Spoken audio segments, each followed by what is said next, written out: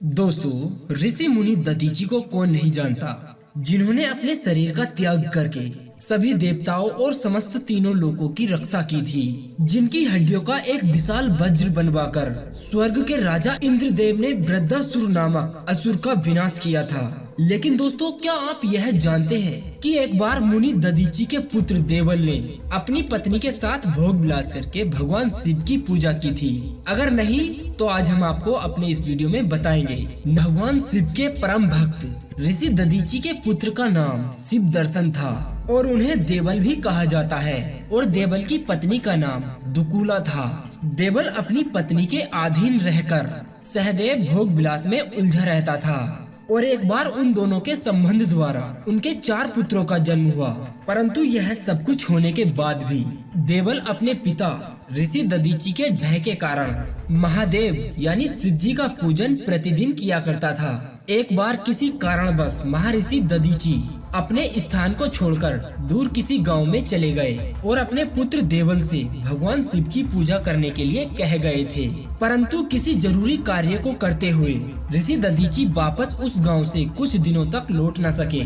यहाँ तक कि महाशिवरात्रि भी आ गई और उस दिन इस मृत्यु लोक की समस्त मानव जाति ने भगवान शिव की पूजा की अर्चना की। लेकिन महर्षि दधीचि के पुत्र देवल काम के वशीभूत होकर अपनी पत्नी दुकूला के साथ भोग विलास में व्यस्त हो गए और भोग विलास करने के बाद बिना स्नान किए ही भगवान शिव का पूजन कर डाला। देवल के इस कृत्य को देखकर महादेव यानी भगवान शिव को अत्यंत क्रोध आ गया।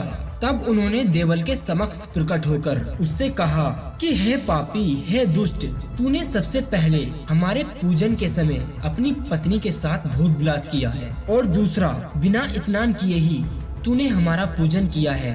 यह पाप तूने जानबूझकर किया है, अपने होशो आवाज में किया है। इसलिए हम तुझे दंड देते हैं कि तू हमेशा के लिए जड़ हो जाएगा और इस मृत्यु लोक की समस्त स्त्रियों में से किसी भी स्त्री को भोग नहीं पाएगा। जब कुछ समय बीत गया उसके बाद महर्षि दधीचि उस गांव से लौटकर वापस अपने स्थान पर आए और उन्होंने अपने पुत्र की यह दशा देखी तो वह बहुत दुखी हुए और अपने पुत्र को मुक्ति प्रदान करने हेतु भगवान शिव और देवी पार्वती की पूजा करने लगे।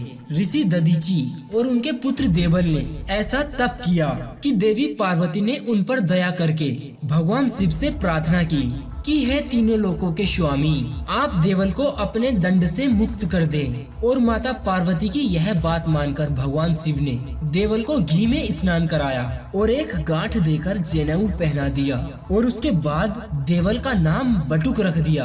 और जब बटुक ने अपने मुख से शिव नाम का उच्चारण किया उस समय शिव और पार्वती ने उनसे प्रसन्न होकर यह आशीर्वाद दिया कि हे बटुक, हमारे ऊपर जो भी धन तथा द्रव्य चढ़ाया जाएगा उसे तुम ग्रहण किया करोगे। इसी प्रकार का अधिकार तुम्हें चंडिका पूजन में भी प्राप्त होगा। तुम ब्राह्मण की संतान हो, हम दोनों की सेवा करना तुम्हारा धर्म है। दोस्तों, क्या आप बता सकते हैं कि आपको इस कथा से क्या सीख मिली? इस कथा से हमें यह सीख मिलती है किसी भी काम के चलते या फिर अपने आप को खुश करने के लिए अपने धर्म को नहीं भूलना चाहिए।